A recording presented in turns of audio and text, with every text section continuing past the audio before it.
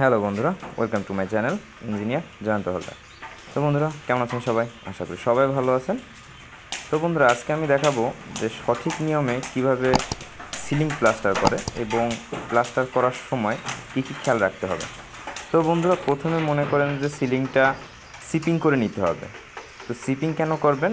আমাদের ঢালাইয়ের যে ছাদটা হয় সেটা সারফেসটা প্লেন থাকে, তেলতেলে থাকে, এই কারণে সিপিং করে নিতে হবে। সিপিং করার পরে এই যে দেখেন যে সিমেন্ট গোলা পানি, যেটা গ্রাডিং বলে, ওইটা পুরো জায়গায় আপনি যতটুকু জায়গায় প্লাস্টার করবেন, যতটুকু জায়গায় আপনি বালি ছাপাবেন, ওইটুক জায়গায় আপনি আগে এইভাবে ছিটিয়ে নেবেন। আপনার যদি লেবার সংখ্যা কম হয় তাহলে আপনি সব জায়গায় এরকম সিমেন্টগুলো পানি মাখাবেন না, কারণ যদি শুকিয়ে যায় তাইলে পরবর্তীতে আপনি ওই জায়গায় বালি যদি আপনি চাপান তাহলে বালিটা ভালোভাবে ধরবে না।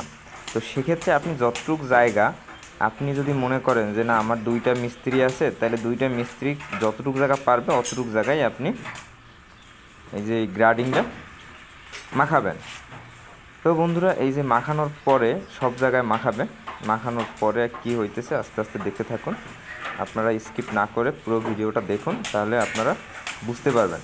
এবং গ্রামের বাড়িতে অনেক জায়গায় দেখা যায় যে এই যে গ্রাডিং দেয় না, তারপরে আপনার সিপিং করে না। তো অবশ্যই আপনারা ছাদটা সিপিং করে তারপরে কিন্তু প্লাস্টার শুরু করবেন, না হলে কিন্তু মানে কয়েক বছরের ভিতরেই প্লাস্টার ফেটে পড়ে যাবে। তো বন্ধুরা দেখতেছেন যে সব জায়গায় গ্রাডিং করতেছে, মিশাইতেছে, গ্রাডিংটা ভালো করে মাখায় নিতেছে। তো বন্ধুরা ভিডিওটা দেখতে থাকুন লাস্ট পর্যন্ত। যদি আপনি দেখেন তাহলে আপনার বাড়ির কাজে বা আপনার যদি ইঞ্জিনিয়ার নাও থাকে তাহলে কিন্তু আপনি বুঝতে পারবেন যে মিস্ত্রি আপনার যে কাজটা করতেছে সেটা সঠিকভাবে করতেছে কিনা। তো বন্ধুরা এই যে এই জায়গায় মিস্ত্রি আছে 3 জন। তো 3 জন যতটুকু জায়গা পারবে ওরা ততটুকু জায়গায় ইসা বাবা অতটুকু মাখাই নিতে, যতটুকু জায়গায় বালিসা বাবা না ওইটুকু শুধু গ্রাউন্ডিং মাইরো আপনারা,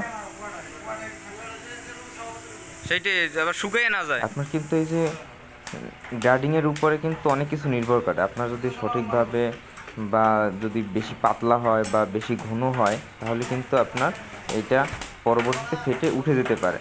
তো সেক্ষেত্রে বন্ধুরা আপনারা ভালো মিস্ত্রি, অভিজ্ঞ মিস্ত্রি দ্বারা কাজ করাবেন, তাহলে কিন্তু আপনার প্লাস্টার ভালো হবে। এবং অনেক বাসাবাড়িতে দেখবেন যে বিল্ডিং করার কয়েক বছরের মধ্যেই কিন্তু প্লাস্টার খসে পড়ে যায়, ধসে পড়ে যায়। তো কীভাবে প্লাস্টার করলে আপনার এই সমস্যাগুলো হবে না, আমি সেই সব বিষয় সম্পূর্ণ বিস্তারিত আলোচনা করব। তো ভিডিওটা ধৈর্য সহকারে দেখতে থাকুন। এই যে প্রায় শেষের দিকে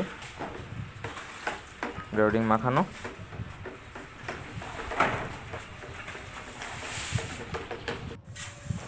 এই যে বন্ধুরা গ্রাডিং মাখানো শেষ করার পরে পরবর্তীতে আপনার এই যে বালি ছাপাইতেছে, এটাকে বালি ছাপানো বলে। এই যে বালিটা যে আপনি বানাবেন সেটা কিন্তু 4 র্যাকে বালি বানাবেন। 4 র্যাক বলতে 1:4, 1 ব্যাগ সিমেন্ট ইকুয়াল 4 বস্তা বালি। এইভাবে আপনি ভালো করে মিক্সার করে তারপরে আপনি বালিটা মাখাবেন। এবং এই বালিটা কিন্তু বেশি ভিজা না এবং বেশি শুকনাও না, আপনার মানে মিডিয়াম থাকতে হবে। বেশি ভিজা হলে কিন্তু ছাদে আপনার ধরে রাখতে পারবে না, এবং বেশি শুকনা হলে তখনও কিন্তু আপনার প্লাস্টার ভালোভাবে হবে না। তো বন্ধুরা সব জায়গায় ছাপানো শেষ, এখন মিস্ত্রিরা লেবেল করতেছে। এবং এই যে সিলিং প্লাস্টারের যে লেবেলটা সেটা কিন্তু আপনার 4-5টা জায়গায় আগে লেবেল করে আপনার পয়া করে নিতে হবে। আপনার সিলিং তো বড়, এক্ষেত্রে তো আপনি মনে করেন সুতা ধরে বা আপনি চোখ দিয়ে দেখে বুঝতে পারবেন না। ওই যে একজনে পাটটা ধরে লেবেল করতেছে, আমার যে আগের যে প্লাস্টার তার সাথে মিশিয়ে তারপরে লেবেল করতেছে। 3-4টা জায়গায় আগে মনে করেন যে পয়া করে নিতে হবে, তারপরে আস্তে আস্তে সেই অনুযায়ী ফিনিশিং দিতে হবে। তো বন্ধুরা এখানে মিস্ত্রিরা দেখতেছে যে চাপানো বালিটাকে মিশাইতেছে আগে। তো সুন্দর করে মিশানো হয়ে গেলে তারপরে পরবর্তী কাজ শুরু করবে।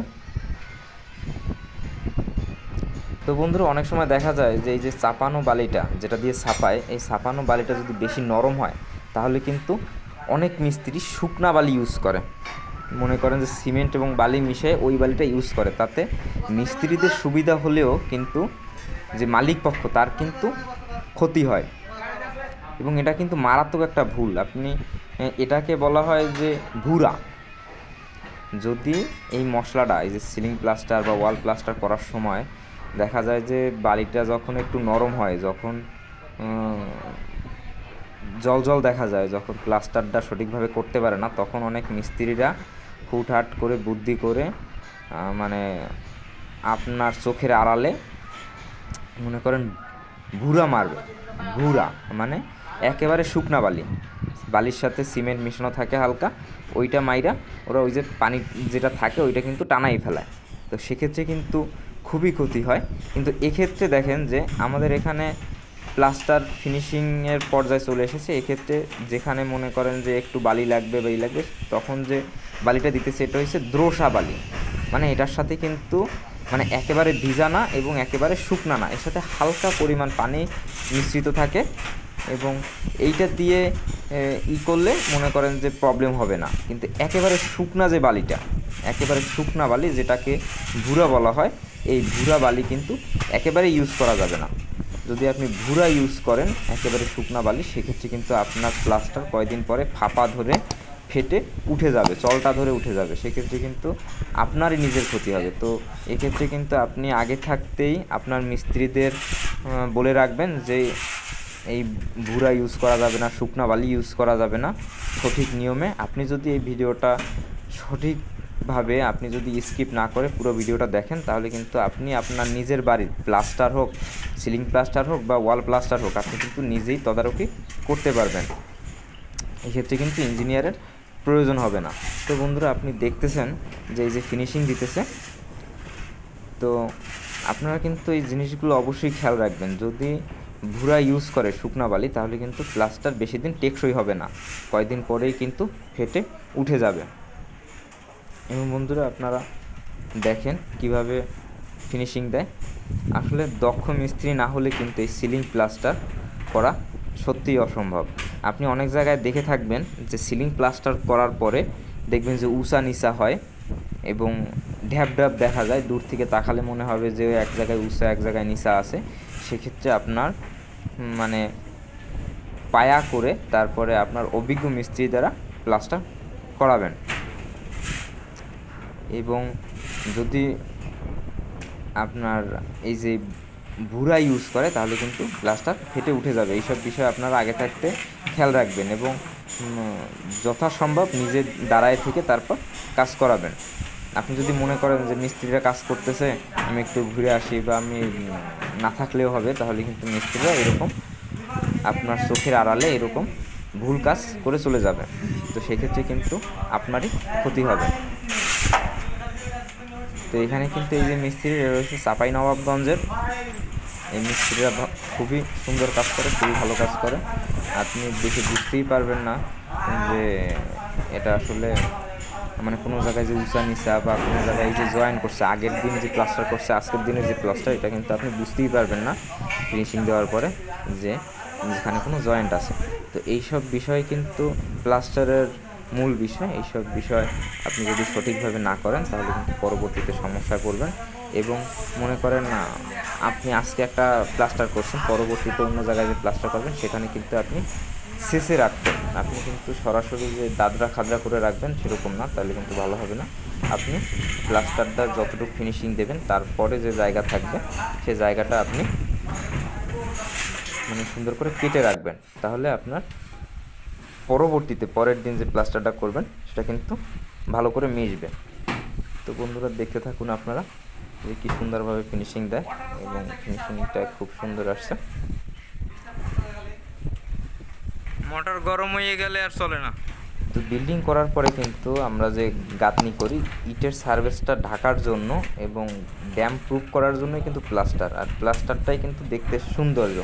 আপনি যদি প্লাস্টারটা সুন্দর করে না করেন তাহলে কিন্তু আপনার পুরো বিল্ডিংটাই দেখতে অসুন্দর লাগবে।